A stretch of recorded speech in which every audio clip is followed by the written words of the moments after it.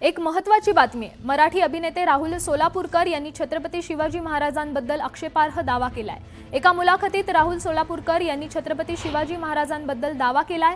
छत्रपती शिवाजी महाराज यांचा आग्रा येथून सुटका करून घेण्यासाठी पेटाऱ्यांचा वापर करण्यात आला नव्हता, तर छत्रपती शिवाजी महाराज हे औरंगजेबाच्या अनेक सरदारांना लाच देऊन आग्र्याहून सुटून महाराष्ट्रात परतले, असा दावा राहुल सोलापूरकर यांनी केला होता। तर त्यांच्या वक्तव्यानंतर राष्ट्रवादी शरदचंद्र पवार पक्षाचे आमदार जितेंद्र आव्हाड, राष्ट्रवादीचे आमदार अमोल मिटकरी यांनी संताप व्यक्त केलाय।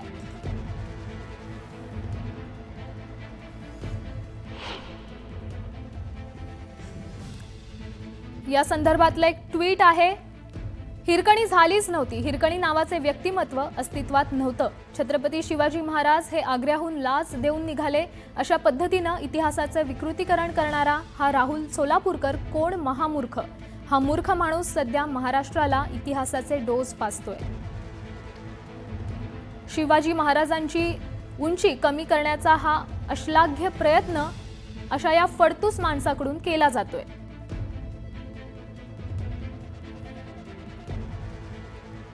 त्याचा निषेध करावा तेवढा कमीच आहे। या महामूर्खानं आपल्या तोंडाला टाळं लावावं। शिवप्रेमी हे फार सहन करणार नाहीत। आणि हिरकणी बुरुज कुठे आहे हे याला रायगडावर नेऊन दाखवावं लागेल। जितेंद्र आव्हाड यांनी ट्विट करून आपल्या भावना व्यक्त केल्यात।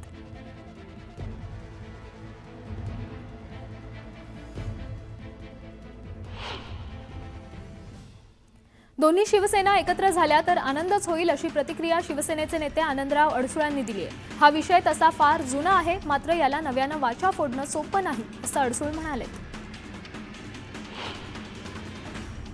अमरावतीच्या दर्यापूर मतदारसंघात उभाटा पक्षाला मोठा धक्का बसलाय। उभाटाच्या माजी तालुका प्रमुखांसह शेकडो पदाधिकाऱ्यांनी राजीनामा दिलाय।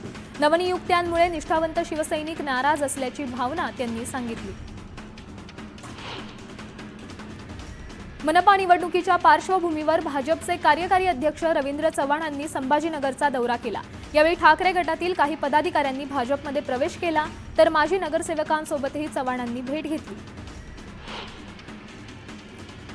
भरत गोगावलेंनी दिलेल्या 2 दिवसाच्या अल्टिमेटम नंतरही रायगडच्या पालकमंत्रीपदाबाबत निर्णय झाला नाही। दरम्यान गोगावलेंनी पुन्हा पालकमंत्रीपद आपल्यालाच मिळणार असा दावा केलाय। मुख्यमंत्री 2 दिवस दिल्लीत होते, त्यामुळे निर्णयासाठी आणखी 2 दिवस लागतील, असं गोगावले म्हणाले।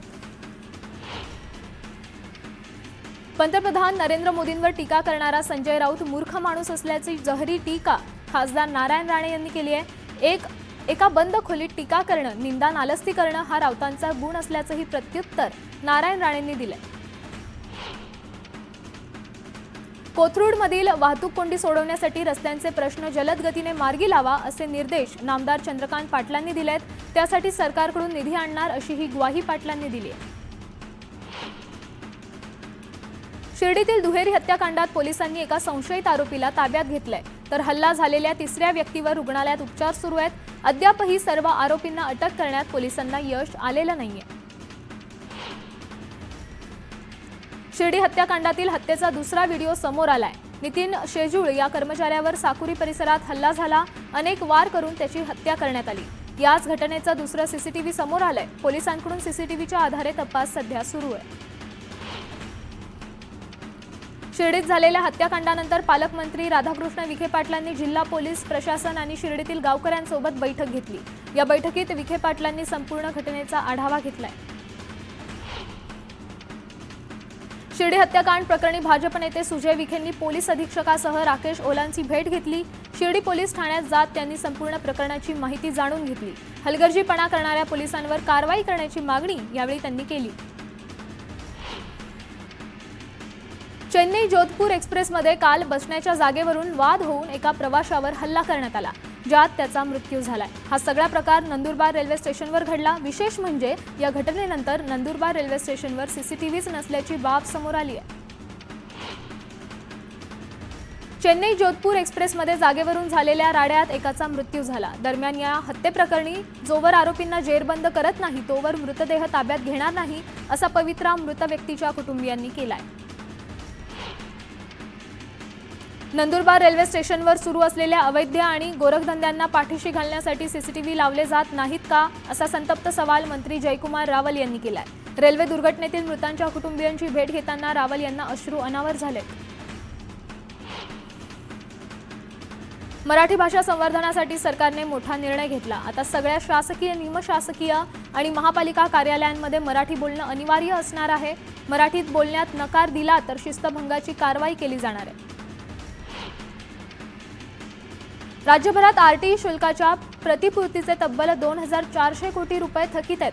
त्यामुळे यंदाच्या आरटीई ॲडमिशनसाठी पूर्ण शुल्क विद्यार्थ्यांकडून घेतलं जाणार आहे. दरम्यान सरकार आणि संस्था चालकांच्या या वादात पालक विद्यार्थ्यांचे मोठे हाल होत आहेत. गडचिरोलीतील 4 जहाल माओवाद्यांनी आत्मसमर्पण केलंय. बँकशी गुन्हे दाखल असलेल्या अशोक सडमेक उर्फ बालन्ना यांनीही पत्नीसह आत्मसमर्पण केलंय. बालन्नावर 34 पोलिसांच्या हत्येचा, जाळपोळीचा गंभीर गुन्हा दाखल आहे. बुलढाण्याच्या डोणगावमध्ये एका अज्ञात व्यक्तीनं प्राथमिक आरोग्य केंद्राच्या इमारतीजवळ जैविक कचरा टाकून त्या कचऱ्याला आग लावली. या आगीनं अचानक उग्र रूप धारण केलं. आरोग्य कर्मचाऱ्याच्या सतर्कतेमुळे मोठा अनर्थ टळलाय. जळगाव महानगरपालिकेनं शहरातील वस्त्यांची जातीवाचक नावं बदलण्याचा प्रस्ताव तयार केला. दरम्यान वस्त्यांची नावं बदलण्याऐवजी समाजसुधारक आणि महापुरुषांचं नाव देण्याची मागणी कजर भाट समाजानं केली आहे. या संदर्भातील निवेदन मनपा आयुक्तांना देण्यात आलंय. नांदेडच्या अर्धापूरमध्ये धावत्या कंटेनरला अचानक आग लागली. या घटनेत सुदैवानं कोणतीही जीवितहानी झाली नाही, मात्र लाखोंचा मुद्देमाल जळून खाक झाला. चिपळूणच्या विरेश्वर कॉलनीत भाजी आणि फळ मार्केटचं काम सुरू आहे. या कोट्यावधींच्या कामासाठी माती मिश्रित वाळू वापरली जात असल्याचं समोर आलं. त्यामुळे मार्केटच्या कामाच्या दर्जाबाबत शंका उपस्थित केली जाते. परशुराम घाटात केमिकल टँकरमधून लिकेज होत होतं. त्यामुळे दुचाकीस्वार या द्रव्यावरून घसरून पडले. घाटात सगळीकडेच केमिकल पडल्यामुळे वाहन चालकांची संबंधित टँकर चालकाला अडवलं. पुणे बंगळुरू महामार्गादरम्यान कराड आणि मलकापूरच्या दरम्यान 6 पदरी उड्डाणपूल तयार होणार आहे. दरम्यान महामार्गाच्या कामात दिरंगाई होत असल्यामुळे कराडचे आमदार अतुल भोसले चांगलेच आक्रमक झालेत. या संदर्भात भोसलेंनी थेट नितीन गडकरींकडे तक्रार करत नाराजी व्यक्त केली.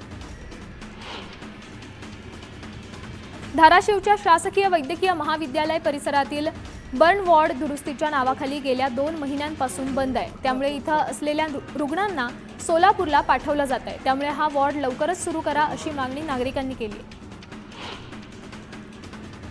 गर्भवती महिलेच्या पोटातील बाळाच्या पोटात बाळ असल्याचं प्रकरण बुलढाण्यात उघडकीस आलं होतं. दरम्यान संबंधित महिलेची बुलढाण्यात सुरक्षित प्रसूती करण्यात आली आहे. महिलेनं गोंडस मुलाला जन्म दिला असून बाळाला पुढील शस्त्रक्रियेसाठी अमरावतीत रेफर करण्यात आलं आहे. बुलढाण्याच्या निरोड गावात अज्ञाताकडून शिवाजी महाराजांचा पुतळा बसवण्यात आला होता. दरम्यान ग्रामपंचायतीकडून पुतळा हटवण्यात आल्यामुळे गावात तणाव निर्माण झाला. गावकऱ्यांनी एकत्र येत पुतळा हटवण्याला विरोध केला. यावेळी पोलिसांचा बंदोबस्तही तैनात करण्यात आला होता. लातूरच्या उदगीर